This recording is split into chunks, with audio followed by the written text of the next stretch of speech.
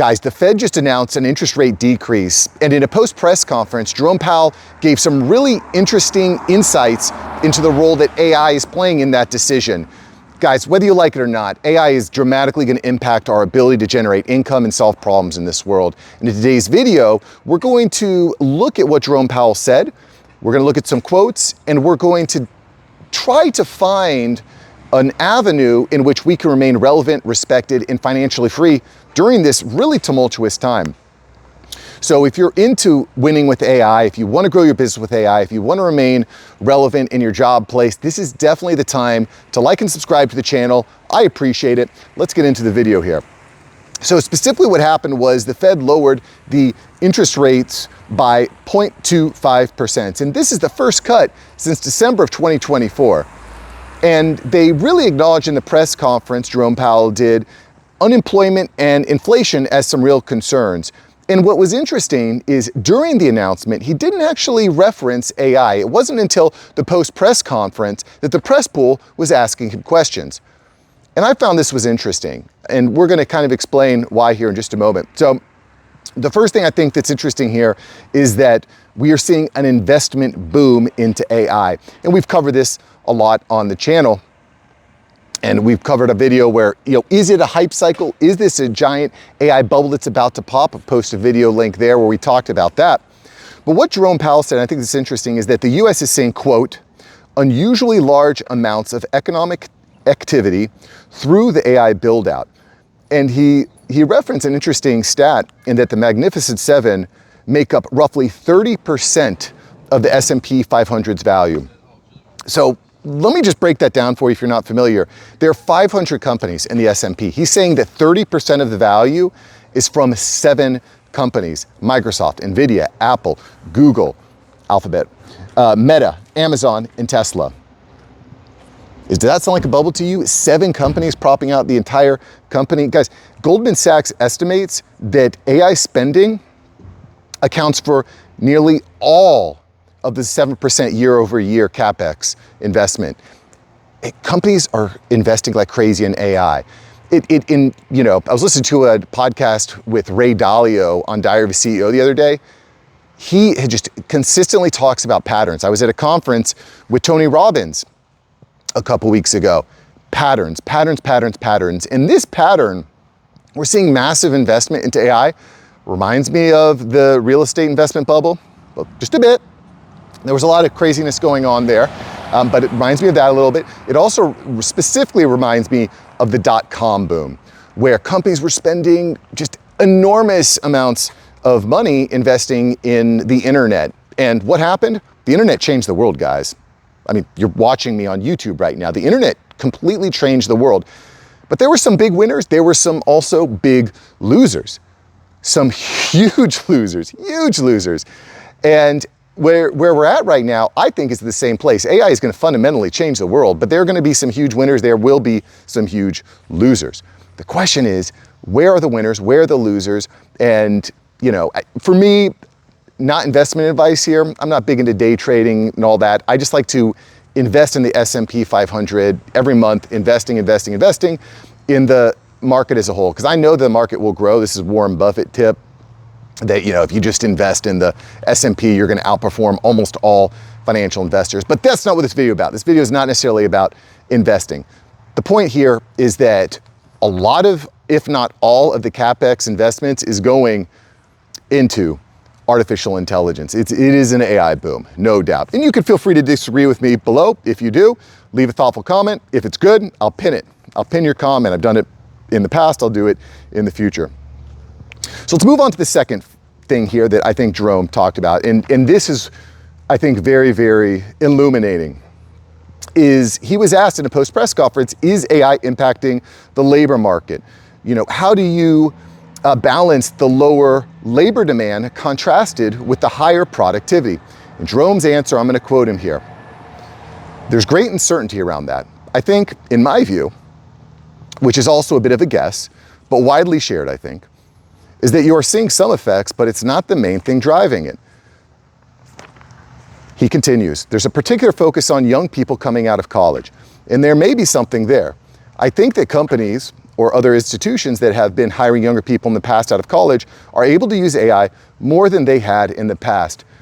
Guys, I have been preaching this for weeks, and Jerome Powell just said it there. And while Jerome is very kind of like uncertain, kind of, hesitant to really make a firm statement there, he backs it up with some data. He said, Jerome cited that there's a 13% decline in employment for workers aged 22 to 25 in the affected field since 2022. And I recorded an entire video on this, guys. It is staggering what's happened. Like, I got a kid who's 9, I've got a kid who's 6, and we are investing in a college fund. We've been investing in a college fund. Now I'm wondering myself, does this even make sense anymore? Does it even make sense to invest in a college fund? Because kids are going to college, they're coming out, and they're not getting jobs. This is a topic for another day, but the entire education system is completely flawed, and I think what we're seeing here just highlights that. I mean, you look, again, I record an entire video. I'm gonna post a video on this. I record an entire video. The college graduate unemployment rate just this year has increased from 5.8% to 6.6%. Staggering. And in that video, I highlight a lot of the reasons, but it's just like Jerome says here, companies are saying, do I really need to hire that college graduate, or can I just empower my team with AI? Can I make sure that we have the good fundamentals in place to leverage the AI, and can we just leverage that? Do I need to really hire a new executive assistant, or do I need to train do I need to bring in someone to read legal papers and documents and do data entry and write reports and write emails? AI could do almost all of that for you, and quite frankly, you can leverage AI agents to do it automatically. With a couple simple triggers, you can be off to the races. So it's pretty staggering. It's pretty staggering. So he did continue that these are not definitive, but there are signals. Okay. And again, I think what's interesting here, based on his points about AI being not necessarily definitive, but it does look like there's something there, but we're not exactly sure. I think this is really corroborated by the conversations that happen in these videos. I mean, I'm just so proud to be a part of this community, because we're getting hundreds and hundreds and hundreds of comments, and we don't necessarily all agree. We don't necessarily all agree. We have different versions. We say, well, it's outsourcing, and it's India, and the company, AI took my job, and well, AI is really good. There's times where I see guys in IT that said AI is crap, it doesn't work. Then I have other guys in IT that said AI is changing my life, it's blowing up, I'm vibe coding, it's amazing. So I just think it's interesting to see these different perspectives. And I'll get back to why that's important here in just a moment, because I want to continue with what Jerome Powell said in this post-press conference. And by the way, all the references are below, you can check them out. So next we're going to talk about AI's impact on the economy and the workforce. And Jerome Powell stated, and I'll quote here, AI has enormous capabilities to make really significant changes in productivity and in the workforce, potentially augmenting or displacing jobs. And this was in response to a question about slower entry-level hiring, where he noted AI's role and emphasized that he felt that it was secondary to these other broader economic factors like tariffs and inflation, etc.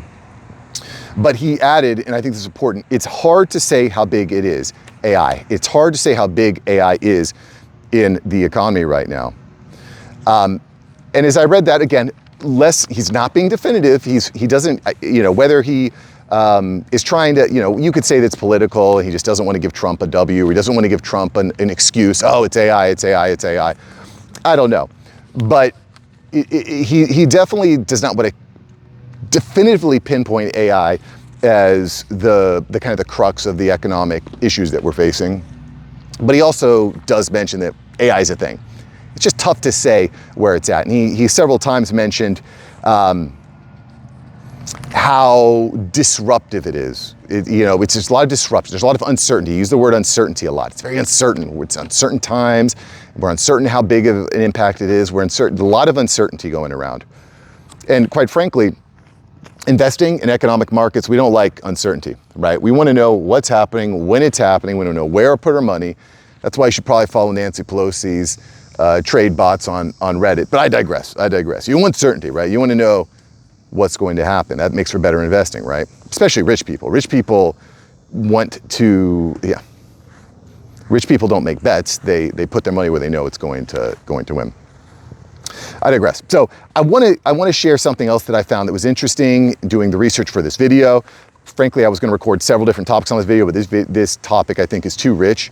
So Jerome Powell just a couple months ago testified before Congress. This was in June of 2025, and he was being questioned by a Democratic senator, and he had some really interesting answers here. He said, I'm going to quote him here.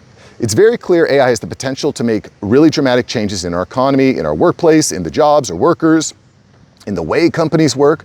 But honestly, there's tremendous uncertainty about the timing of that and what the ultimate consequences will be and what the medium-term consequences will be.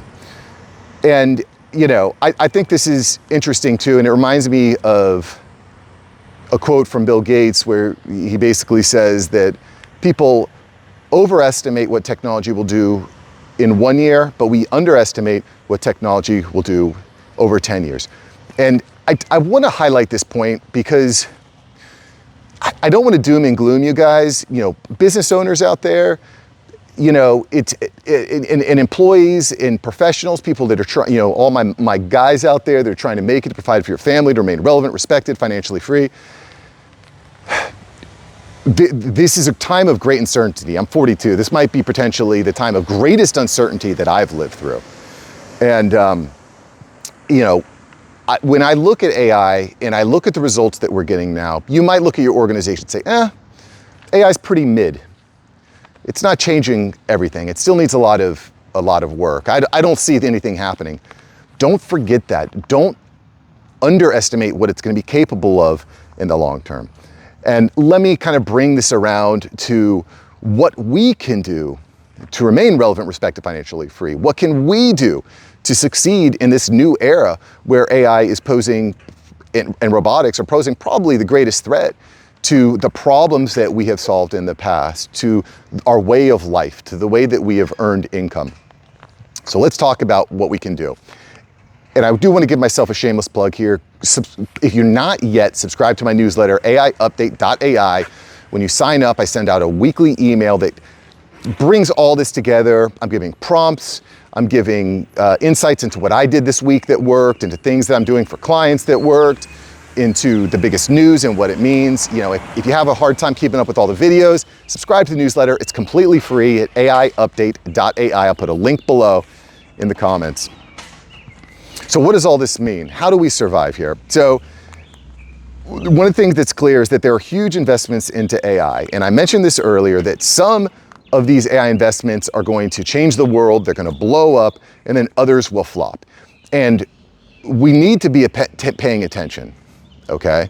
We need to be paying attention. In some cases, you might be innovating. In other cases, you might be copying and iterating. And you know, I was at this event with Tony Robbins, he reiterated this. Look for patterns, look for what's successful, and utilize those patterns, and then innovate on the patterns. So look for the patterns, utilize the patterns, innovate on the patterns. And that's kind of where I'm at. I'm just watching, I'm looking for patterns. I'm seeing what's working in my industry. Oh, and this is something that's clear on my mind. You know, I'm in marketing and lead generation for organizations, and I see, wow, Google search is way down. People aren't going to Google to solve their problems, they're going to ChatGPT, they're going to LLMs. How do we show up in these LLMs? What is this company doing? What is that company doing? How are we properly tracking it? How can we attribute the traffic? How can we attribute the sale to ChatGPT? How are they showing up on ChatGPT? I'm looking, I'm watching to find the people that are winning in this so I can essentially copy that pattern, utilize the knowledge from that pattern, and then innovate on top of that. And that's where I'm at. So whatever your industry is in, whatever industry you're in, look for the patterns, utilize the patterns, innovate on those patterns. I'm taking that from Tony Robbins, the great Tony Robbins, but I think that's an important thing to consider. I mentioned this earlier. Don't underestimate the long term. I'm not going to go into more detail on that. I've already pinned that point down. Don't underestimate what's going to happen long term. Fact, disruption is going to happen. Every industry will be disrupted. Every role, every person, in every industry is going to change. And well, what does that mean? Well, it means a lot of problems that humans have traditionally solved are going to be solved in different ways. They're going to be solved by robots, they're going to be solved by automation, they're going to be solved by AI. So it's important that we consider, what are the problems that I'm being paid to solve now? How will that problem be solved in the future? And adjust, because the problems that you're solving now are not going to be the same problems that you're solving in 2 years to 5 years. And it's on you and me and on us to adapt and solve these new problems. Don't just get so stuck on, this is the problem I solve, that's the problem I'm always going to solve. If you're a driver, for example, if you're a FedEx driver, that's the problem that you solved. You moved objects from A to B, and you did it within a certain amount of time, right? Are you still going to be solving that problem in 5 years? Or will robots be moving that object from A to B in 5 years? Probably. You need to start thinking about what's a new problem that you can solve. If you're a coder, if you're doing coding, are you going to still be writing the same entry-level code that you were in 5 years that you are now? Probably not. Maybe some of it, but just this is the way I'm thinking. This is the way I'm processing. What are the problems that I'm solving now? Will I still be solving those same problems in the next 5 years? And here's the kicker, guys. And I know you guys don't like to hear this, but this is the way I'm approaching it. I don't know what I'm going to be doing in 2 years, quite frankly. I know there's things I enjoy doing. I know there's things that I'm good at. I know there's skills I'm building, but I believe that we need to reinvent ourselves every 2 years. We are in a stage of our lives where we're going to need to continuously reinvent. What is the next problem I'm going to need to solve? And as you as you think ahead, as you plan out your next moves, you can ensure that you are ready for that next problem, because the reality is that your business, the problems that your business is solving now, probably going to change. The position at your company and your organization that you're solving now, those problems are probably going to change. Think a step ahead. And again, this is not doom and gloom. This is a future looks bright. If the future is very bright, if you're planning ahead, if you bury your head in the sand, if you say the AI can never take my job, I think that is a dangerous place to be, boys. So be thinking ahead, be planning ahead, and look at this uncertainty. Look at all that we're seeing happening with the Fed. Look what we're seeing with college graduate unemployment, and consider, how is this going to impact what you're doing? There will be new problems to solve. We just got to find them, and we got to get good at solving them. And that, my friends, is the message of hope. I'll see you in the next video. If you enjoyed this video, you're going to love yesterday's video. Guys, we're living through a very tumultuous yet exciting time. And I am excited about the projects I'm working on. I'm excited for you, and I'm excited for the future. Let's go get it, boys. I'll see you later. Peace.